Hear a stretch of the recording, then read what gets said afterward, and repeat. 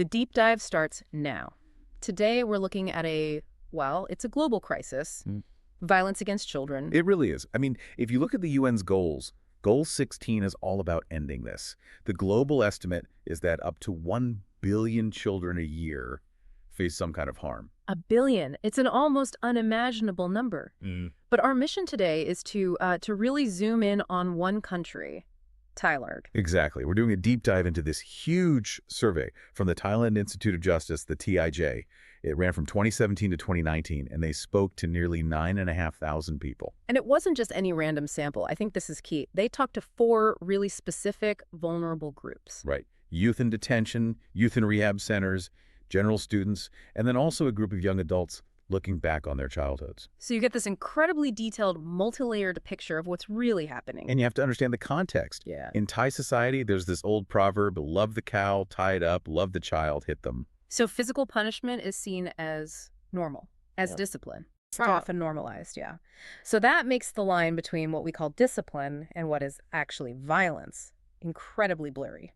Okay, so before we even get to the numbers, we have to know what we're measuring. How did the survey define violence? They were very specific. They broke it down into 3 clear categories. The first is physical violence. Right. So that's any act causing harm or even the risk of harm. It's a whole spectrum, from a slap or a kick to being hit with a cane, all the way up to using weapons or hot objects. That definition immediately puts that old proverb in a very different light. It absolutely does. The survey basically says a child has a right to bodily safety, period. So even if you call it discipline, the act of hitting is still physical violence. That's a critical distinction. Okay, what were the other 2? The second is sexual violence. This is any act where a child is involved in sexual activity for the aggressor's needs, often without, full understanding or consent. So that includes things like assault, luring, coercion. Exactly. And the third category, and this is the one we'll see, it's just everywhere, is emotional violence. The invisible kind. The invisible kind. Creating an environment that's harmful.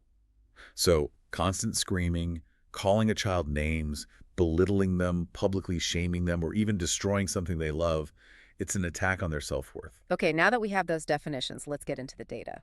Physical violence.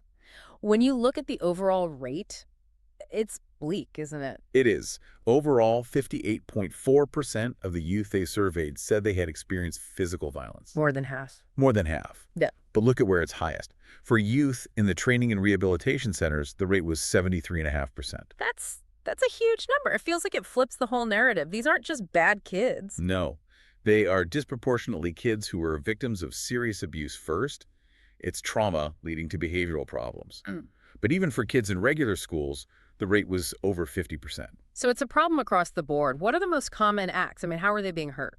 Well, the top 2 are being hit or caned with an object at 39% and being slapped, punched, or kicked, right behind at about 38%. So these are the more normalized daily punishments. Yes, but then you have this really shocking statistic. Yeah. Over 20% reported severe acts, being burned, attacked with weapons. And this is where the data gets really counterintuitive for me. The perpetrators, they're not strangers lurking in the shadows. Not at all. Almost 74% of the time, the perpetrator was someone the victim knew. So who are we talking about? The number 1 group, friends or acquaintances, about 28%. Wow. But the number 2 group, at over 22%, is biological parents. In their own home. Yes.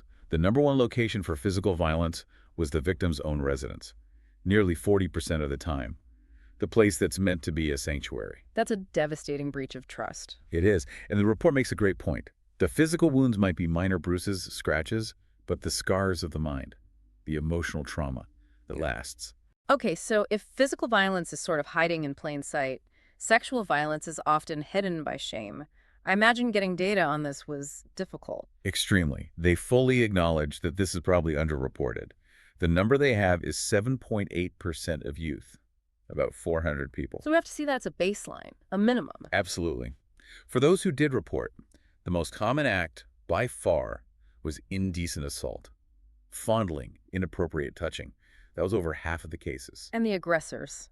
Is it the same pattern, people they know? Yes. Again, it challenges our typical fears. Friends or acquaintances were the biggest group, at nearly 42%. Strangers were next, at about 30%. But there's a family component, too. There is, and it's deeply disturbing. 12.5% of perpetrators were relatives, step-parents, or guardians. That's a catastrophic betrayal. The data also points to a specific age when kids are most vulnerable. It does. The highest number of first incidents happened between 15 and 16 years old. So late adolescence. A time of so much change already. Exactly. And again, where is this happening?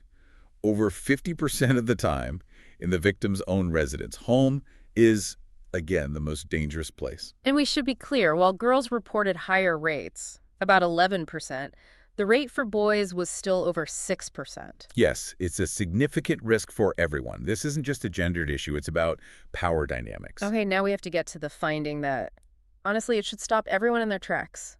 Emotional violence. I agree. This is the statistic that redefines the entire conversation. Just give us the number. 82%.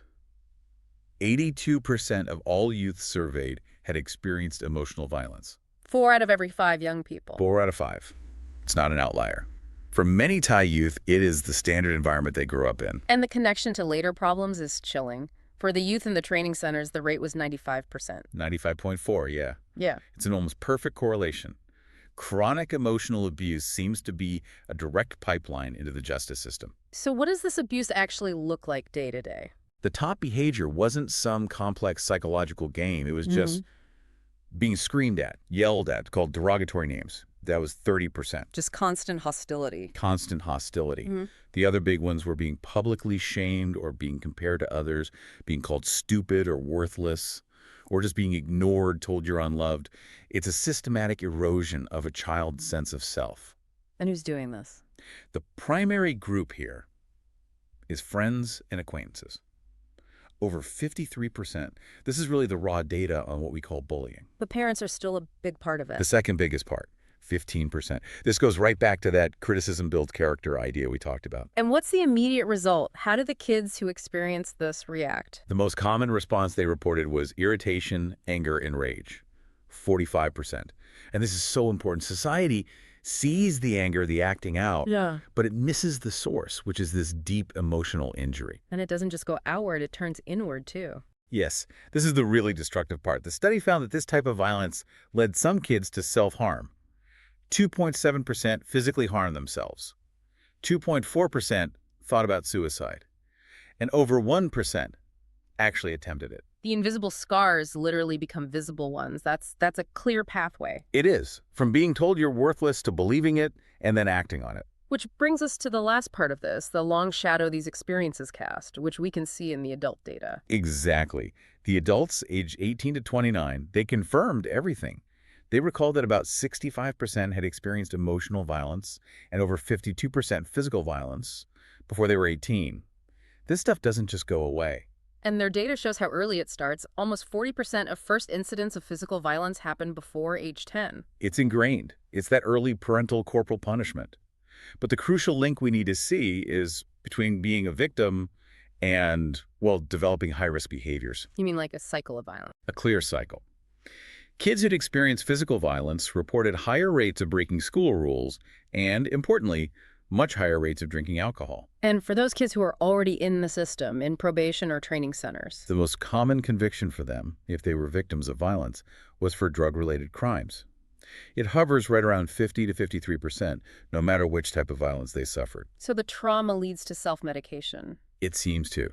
Yeah. The unmanaged anger, the broken self-worth, it translates into trying to escape or acting out. But the most devastating confirmation of the cycle. And that victims become perpetrators. Yes. Violence learned becomes violence transmitted. The things they suffered most, being caned, being yelled at, were the exact same things they later admitted doing to others. Over 90% of those who committed physical violence admitted to hitting or kicking someone else. So, to sum this all up, this deep dive has shown that violence against kids in Thailand is, it's incredibly common, especially emotional violence at 82%. And it's mostly coming from people they know and trust. In the places they're supposed to be safest, home and school.